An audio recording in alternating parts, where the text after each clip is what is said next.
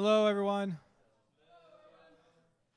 Thanks, everyone, again for for sticking around. Every day we get a couple less people showing up, but it's actually a good thing because the projects went really well. Most of the people were done, yesterday evening and already working on stretch goals and adding to the project that they started with. So again, congratulations to everyone that came out, committed to the weekend. We really appreciate that. And I know the nonprofits that are here appreciate it.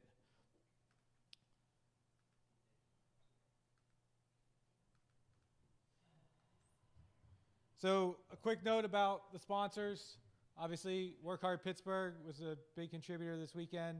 They filled up for anything that our sponsors couldn't cover.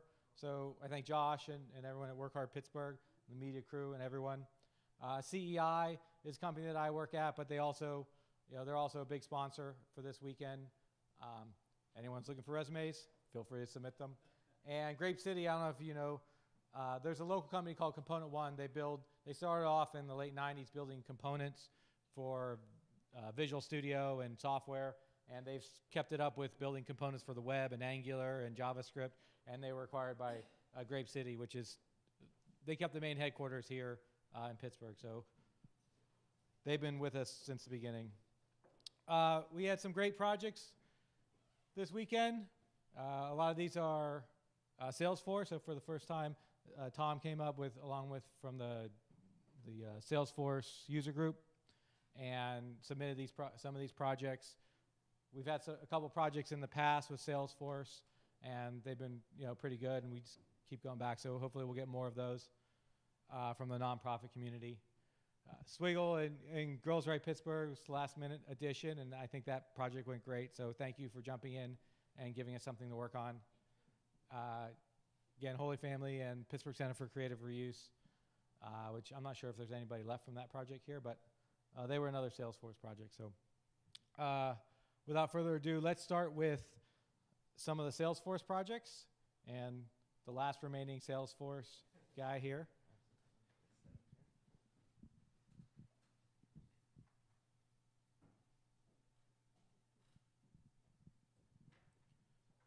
So one of the slides that we usually put up here, we didn't get a chance to do it this time, is actually trying to figure out what our contributions were for the weekend.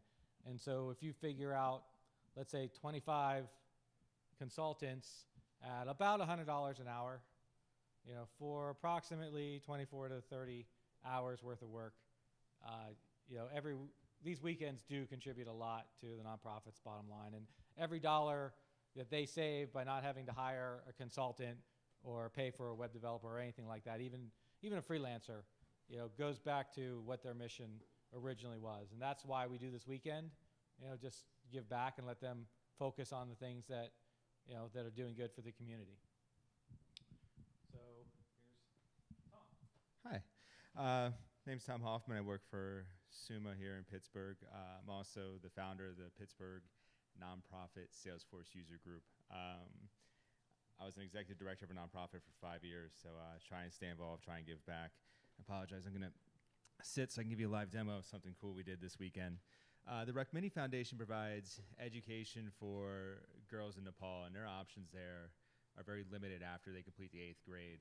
For the most part, in rural, poor areas, they are either forced to go to work or they're basically sold off for a dowry into kind of child marriage there. So the purpose of the Rukmini Foundation is to help stop that trend and to help girls stay in school through high school and hopefully go on to gainful employment or to higher ed. So what we wanted to do for them this weekend is they do a good job of tracking their donations in Salesforce, but little else. And so they have a team of mentors in Nepal who are working with the girls in the schools, but they have no way to track the progress of those students. So they know they're doing good work, but they have no way to show that or say it or prove it. So our goal this weekend was to provide them a very robust way to report and keep track of improvements made by those scholars. So we created a custom app called Rukmini Mentors within the Salesforce platform. And we use Sabina here. She's a 12-year-old from the village of, I'm not even going to try and pronounce it, but it's over here. Something interesting about Nepal, their calendar is 57 years ahead of the rest of the world. So currently in Nepal, it's 2073. And so you see her birthday is 2060. Just an interesting side fact. So that represented some interesting fun with creating US birthdays and calculating age. Something cool we did was the ability to generate a report card. So once their grades are entered, they can set the term, the semester, and then the school year. You can see 2073. And when they hit generate report card, they get the report card for that scholar and all the grades that they had during that particular semester. Other cool things, when they hit is graduate here, it automatically creates an alumni record. So it gives them a way to stay in touch with the people even after they left their program and keep up with things like their employment status or higher ed. We added ways to track, their baseline proficiencies just using a Likert scale. Did field history tracking so they can, look at the dates when they change, so whether they're progressing or regressing in any particular area. And then down here, some of the other custom objects we provided. The grades, obviously. Scholar goals, which was an important thing for them, so whether they want to track academic life or other type of goals for them, it gives them a way to work with their scholars and have a shared plan. And then also, they have lots of organizations like literary clubs that help support their scholars, but they have no way to really know that they're involved in it other than word of mouth. So now they'll be able to look at a scholar and really understand the impact that they're having in their life. All right. I think that's it for Ruck Mini. So we'll move on. The next project was the Pittsburgh Center for Creative Reuse. They do a lot of, they focus on landfill diversion, finding new ways to use old things that people don't want. If you ever go there, it's at the Construction Junction. It looks kind of like a big craft shop / thrift store. But their big struggle was similar to Ruck Mini. Salesforce does a really good job of giving you the tools to track your donors. And then they hear about all these great things they can do with it, but they don't know how to implement it. And so they wanted to be able to track their material donations and give donors a way to schedule their donations so they can come in and drop them off. And so that was the focus. One of our other consultants, Joe, worked with their system administrator, Evelyn, all weekend, and was able to knock off their entire wish list. I think they went even beyond what their project goals were and reached some of those stretch goals that Erwin was talking about. I don't have access to their org because I wasn't the one doing the project, but she was very pleased. I asked, as they were leaving, like, did you get everything done? And she said more than I was ever expecting, and so we're very pleased to help them out. And then the last project I'll be talking about is Bach Choir. So Bach Choir is founded in 1934. They do contemporary and traditional choral arrangements. I think they have 80 members. They do 3 to 4 events a year with 2 dates each. And they use this other Pittsburgh-based organization called ShowClicks to manage their events. The problem is ShowClicks does not talk with Salesforce. And so they were keeping 2 separate sets of data. And it became a real problem, especially when you think about how do you reach out to a donor. And you say, hey, I see you've, would you like to come to this event, or would you like to buy a ticket for this event? And you don't realize that they already have. So the goal was to get these 2 systems talking to each other. We ran into quite a few obstacles. The API isn't as friendly as we hoped, and we found out that just downloading the information from the front end was actually much easier. So what we've done is we built a couple triggers on the Salesforce side. So when they import to their records into a new custom object, it automatically takes the data and splits it out into new donation records. It shows the close dates and all the amounts and things like that, the contacts. So we have 1 or 2 last bugs to work out on this, so it's still kind of an active project that we're going to get resolved, but we were able to get 95% of the way there, and pretty pleased with the results after all the struggles that the team had. So that's it for our Salesforce stuff. Thanks a lot.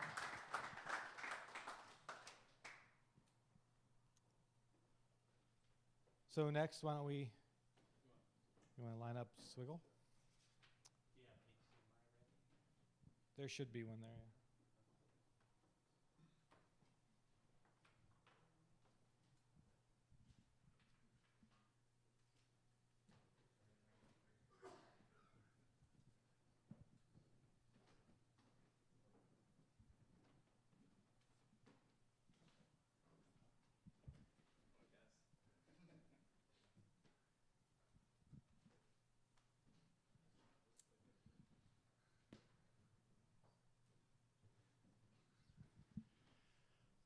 Hello, my name is Chris Berg, and I'm with Swiggle.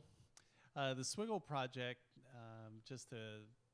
if you haven't watched any of the earlier videos, what we're about is trying to help with folks who are homeless for the first time and are trying to learn rapidly to answer questions that they have, so it's safer, and they can learn more quickly how to get a handle on that folk knowledge that's out there, how to be homeless better, faster, and improve their experience while they're going through the crisis, the many crises that they're having. So our goal was to take an existing site, our active project, which is deep Q&A with experts in the homeless community, and try and make it more useful, more readable, better in low light conditions, especially in a mobile device. And our team was awesome. So where are my team members? Who are my team members? So we've got Tom and Eric with us, and Kayleen couldn't be with us. She had to leave a little bit ago, but we just kicked it out. So we met 100% of our goals. We got some stretch goals done.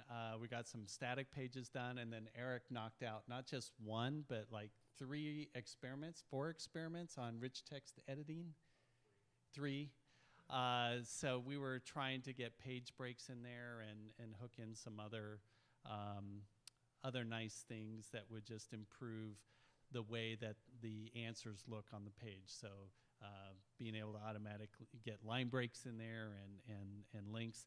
And we think we have something, we just couldn't push it to production, but we will definitely harvest those very soon.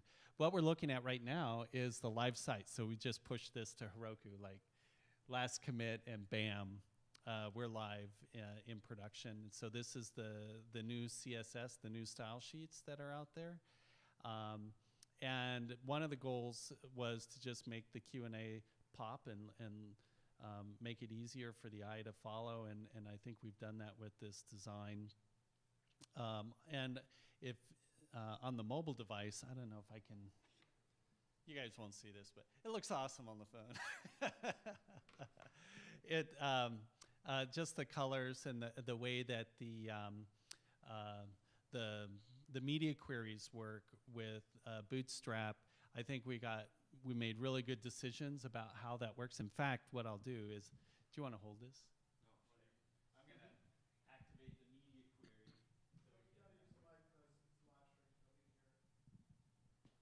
Okay, I'll activate the media query, and I won't speak while I set this down.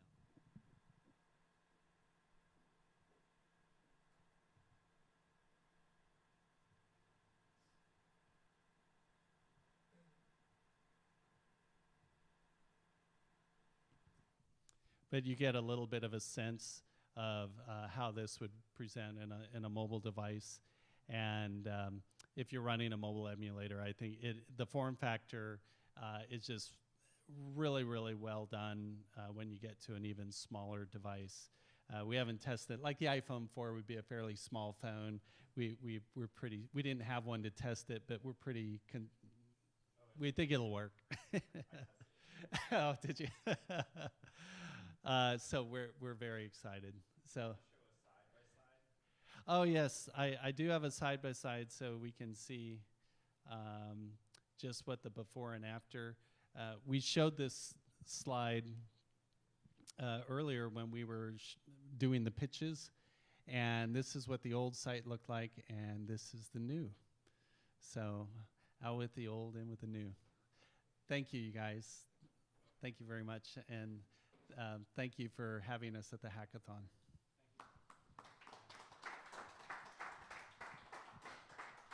Okay, you want to come talk about StoryBerg? Sure. Another team that finished early, they couldn't be here to present, so Will's going to present for them. Sure.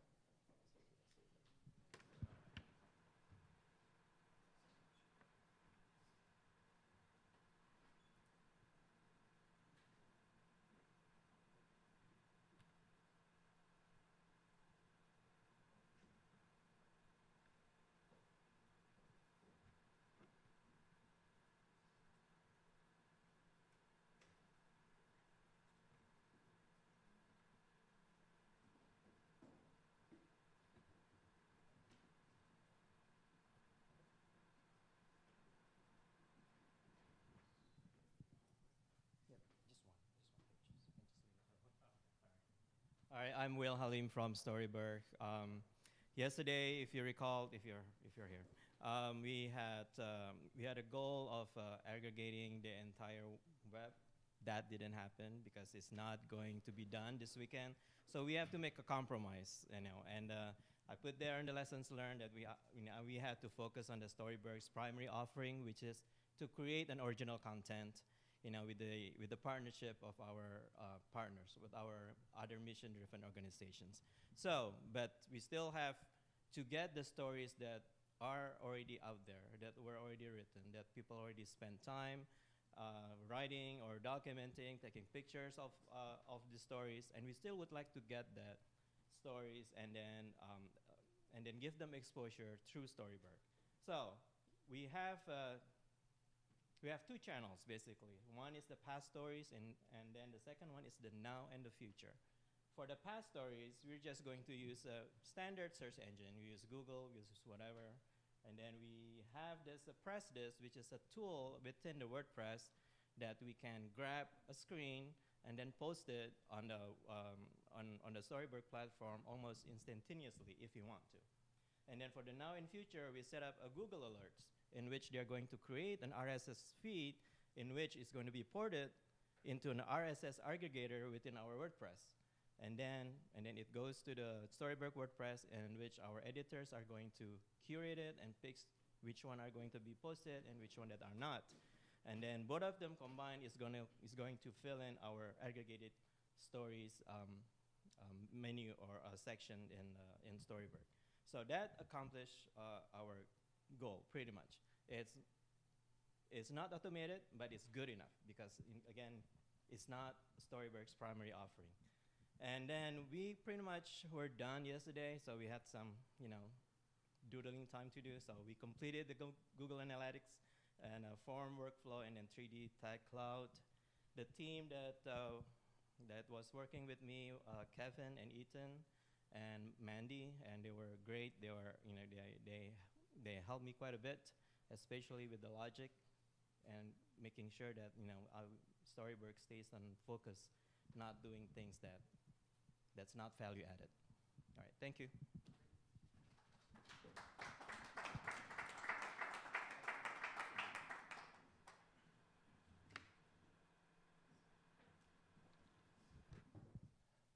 So, Deb and your team, do you want to come up?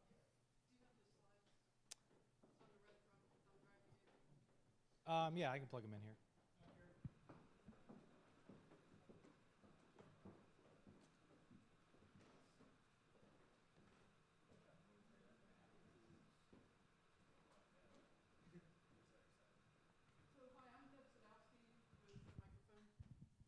I'm Deb Sadowski from Holy Family Academy, and we have some slides to present. We had a number of projects tied to the work-study program or internship program that we coordinate at our high school. So the program, I mentioned Friday night, is our high school provides scholarships to our students to make our tuition affordable by having our students go out and work 1 day a week at a work-study internship all the way through high school. And we have over 100 kids this year. We're growing we're in our third year, we'll be growing.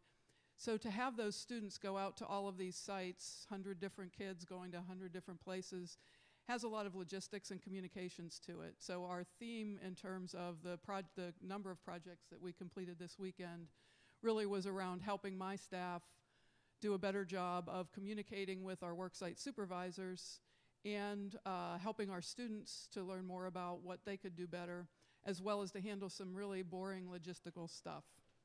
So our team this year, I'm from Holy Family Academy. We have the dream team this year. So Rachel and Anna and Brandy are here. We also had John Davis and his son Rocco. They were here with us Friday night and yesterday. And Ike from SUMA was with us to work on Salesforce stuff, which was awesome.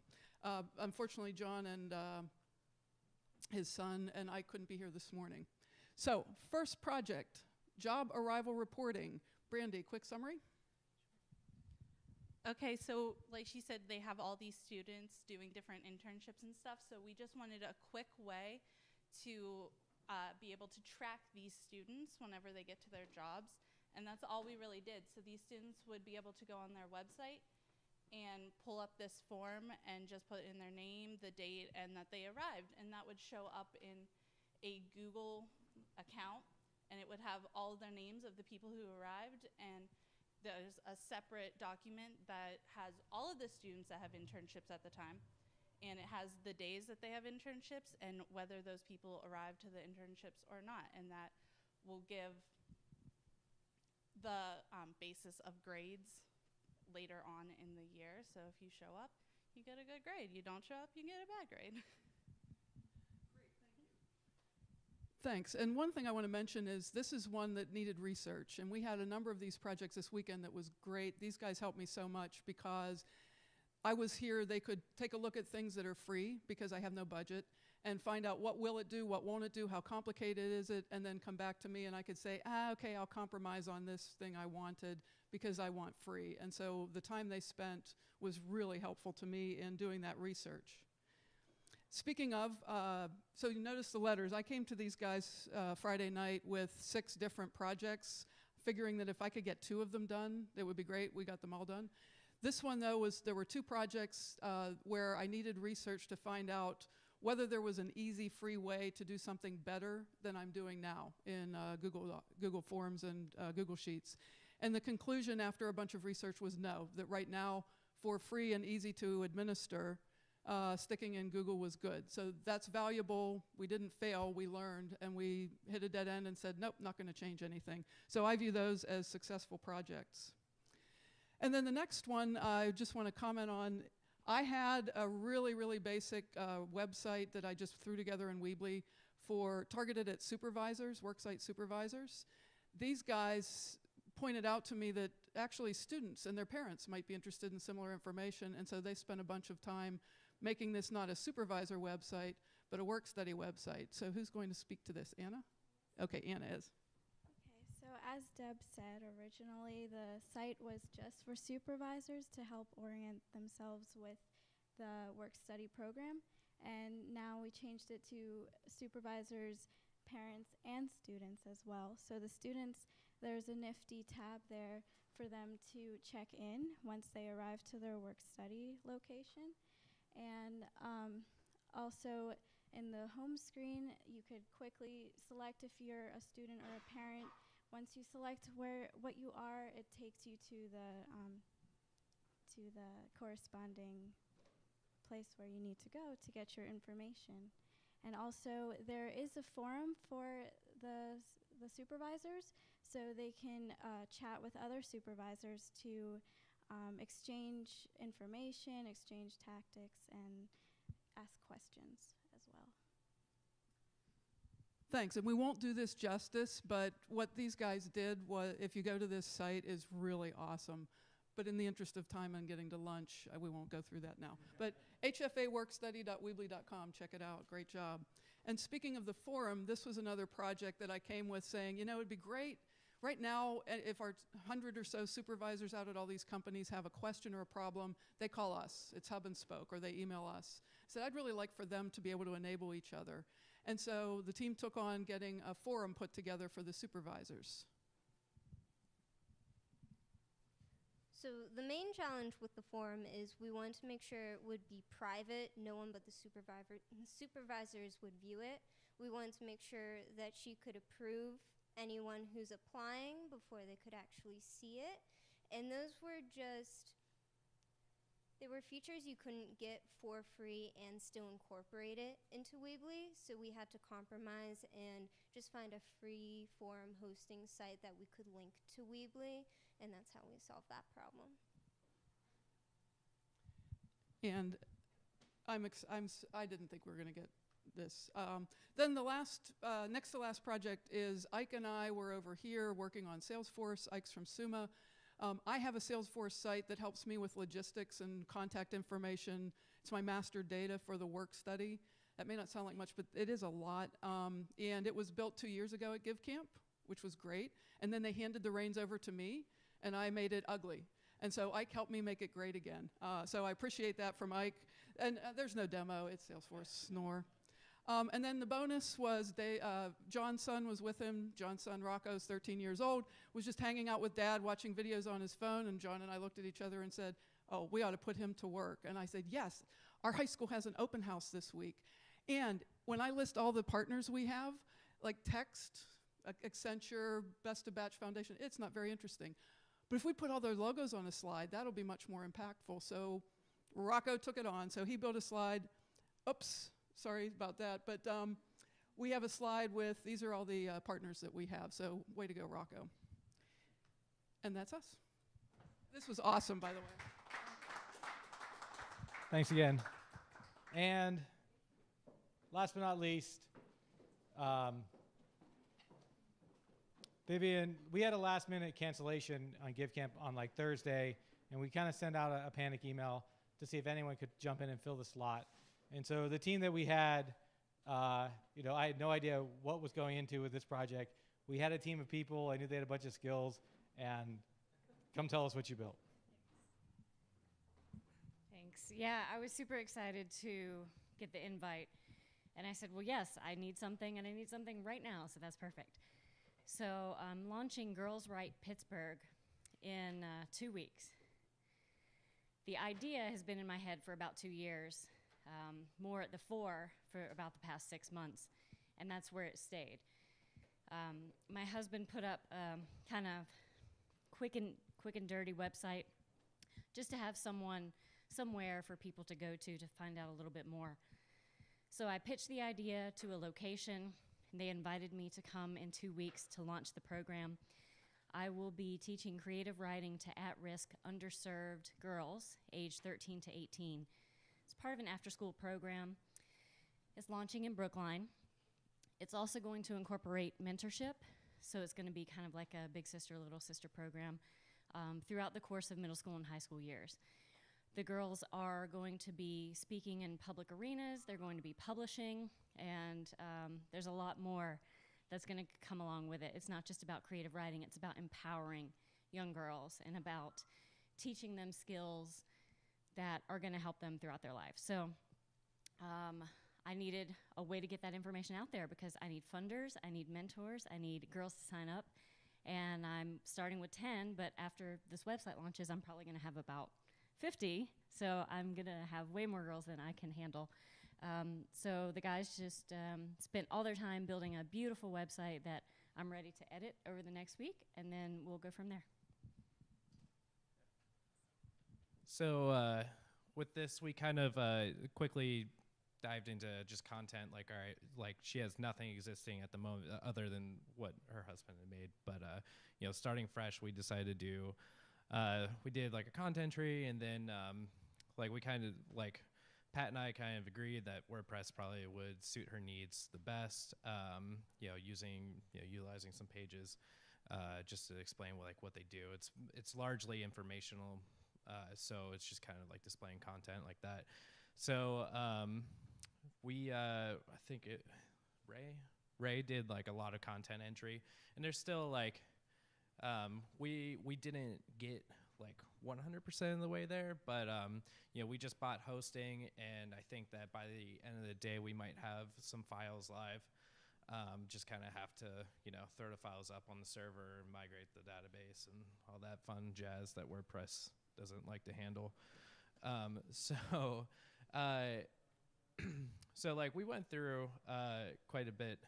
Well, like we did a totally like full custom theme build, which in retrospect for some reason I didn't like realize. I forgot that takes quite a bit of time, so I spent like all day Saturday just hashing it out, and there's still some components that need love, for sure. We have like an entire header component that didn't seem to make it in this particular template. So there's still like a little bit of content loving and component like just some like QA. Did you want to? All right. Yeah, that's about it.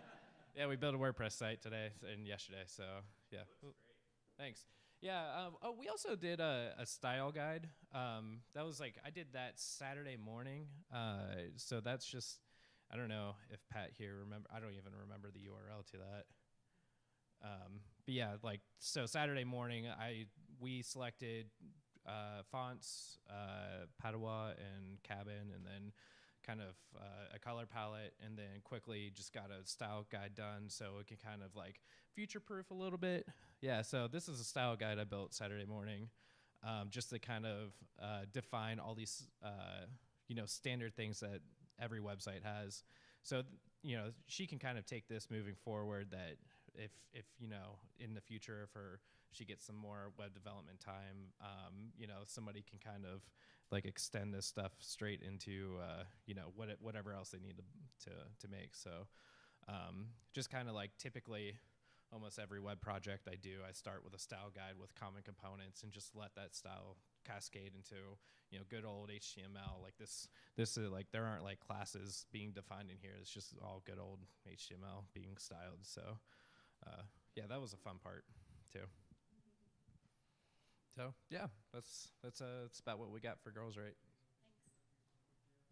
Thanks. It was perfect for me because I started with nothing, and now I have everything, so it's pretty sweet. Thanks.